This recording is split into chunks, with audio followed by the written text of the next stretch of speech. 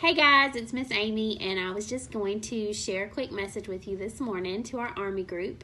This week's message is talking about forgiveness. So I know we've been stuck with each other for a long time now during this quarantine. We've probably gotten on each other's nerves. We probably have had a couple fights here and there. So I figured talking about forgiveness would be pretty good for all of us. It'd help remind us to forgive one another.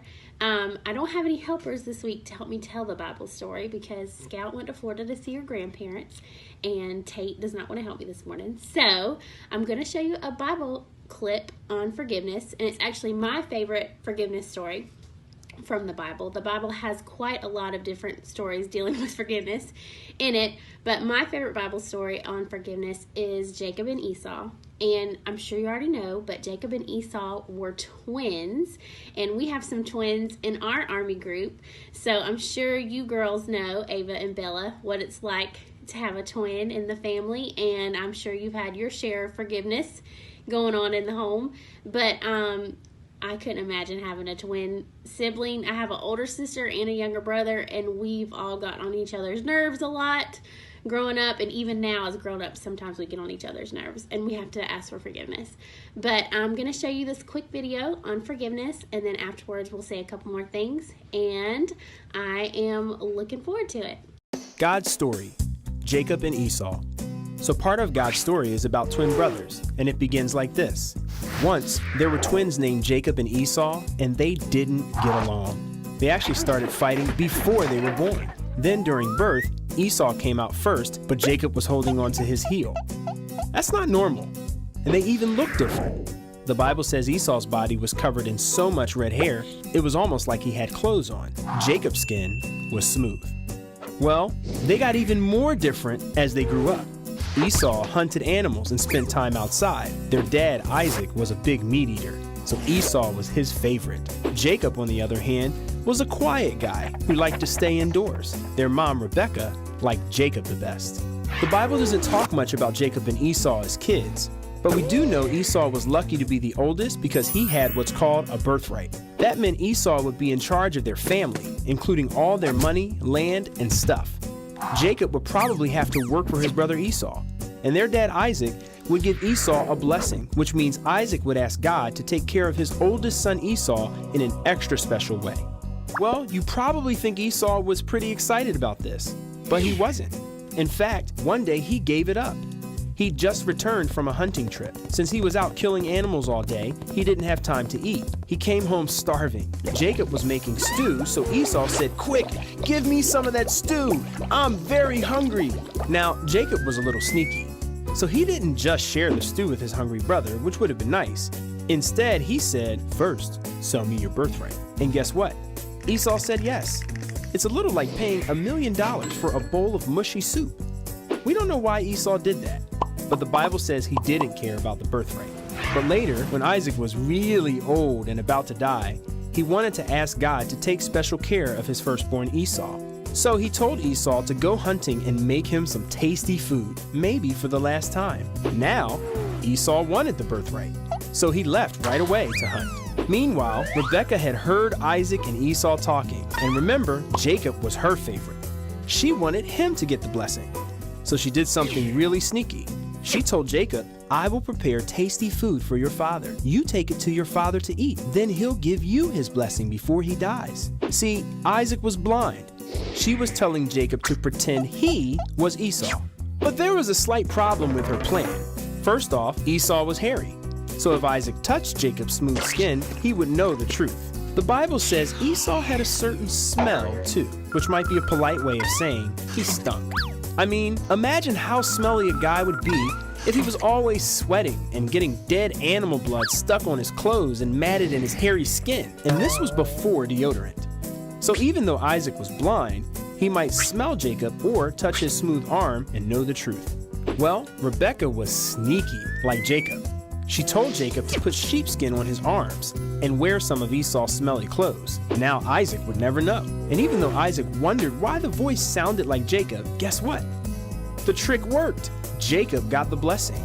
Now Esau would have to work for him.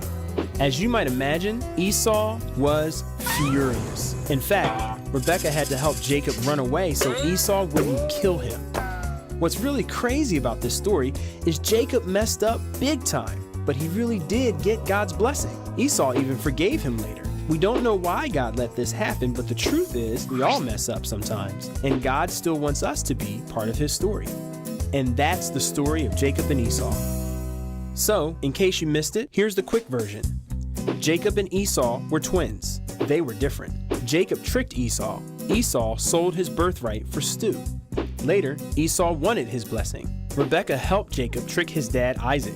Jacob got Esau's blessing. Esau was furious. Jacob ran away, but God still blessed him. And that's a part of God's story. All right, so I hope you enjoyed that clip about Jacob and Esau. In the Bible, the story doesn't really go into it a lot there at the end, but Jacob did eventually end up going to Esau and asking him for forgiveness, and Esau did end up forgiving him, and Jacob was actually really worried that Esau wasn't going to forgive him, and he did, and it all worked out. So I want to share something else with you about forgiveness now. This comes from this book called Tramp for the Lord, and it's written by Corrie ten Boom, and she is one of my favorite Christian authors, and she wrote this book a long time ago, as you can tell from the cover. But Corrie ten Boom, if you don't know who she is or was, she was a Dutch woman who lived during World War II, and she actually kept Jewish people safe in her home, and she hid them from the German army who was going out and collecting up Jews, and they were being persecuted. I'm sure you guys have probably learned about it a little bit in history, but Corrie ten Boom was actually arrested along with other people in her family. She was sent to jail, or she was sent to a concentration camp, and she faced death every day. And so she wrote a book, and in this book there's a chapter that talks about forgiveness, and she's telling the story about the time that she comes face to face with one of the prison guards, or the concentration camp guards, and those guards were brutal. They gave the prisoners rough treatment every day. She suffered so much. She watched most of her family members die around her. And so when she encountered this guard, she was shell-shocked. I'm sure, you guys have been in a situation before where you're talking to someone who's your friend and something happens, you get in a fight or whatever, and then you have to come face to face with them the next day, or maybe even hours after you've gotten in a fight. And it's always hard to look at that person or talk to that person again that's hurt you so much. And so in this book, in this chapter, she's talking about forgiveness, and she's saying that she comes face to face with this guard after she's just preached to this church. She's given a message, and she doesn't want to be a hypocrite because this former guard is coming up to talk to her, and she doesn't want to tell him, go away, leave me alone, because that would be hypocritical. So let me read to you what she says. She says, "And still I stood there with the coldness clutching my heart. But forgiveness is not an emotion. I knew that too.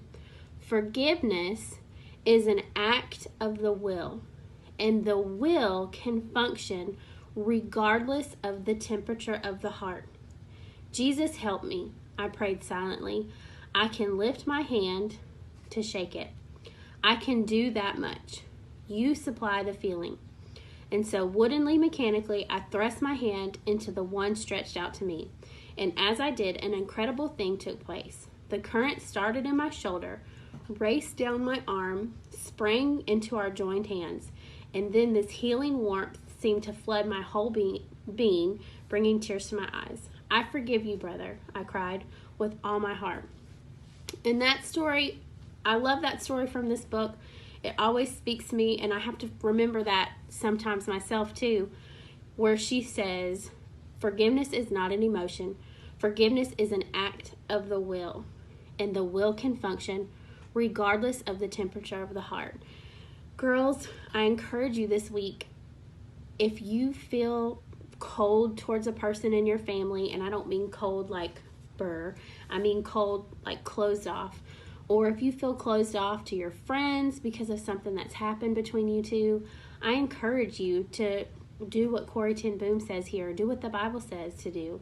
Just pray and ask God to help you. Ask Him to help you have that forgiveness in your heart. All right, girls. Well, I hope you learned something today. I hope you enjoyed this lesson. I hope we don't have to do too many more of these because I'm ready to see you guys.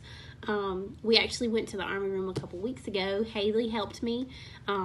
We got some stuff organized. We got some stuff put away.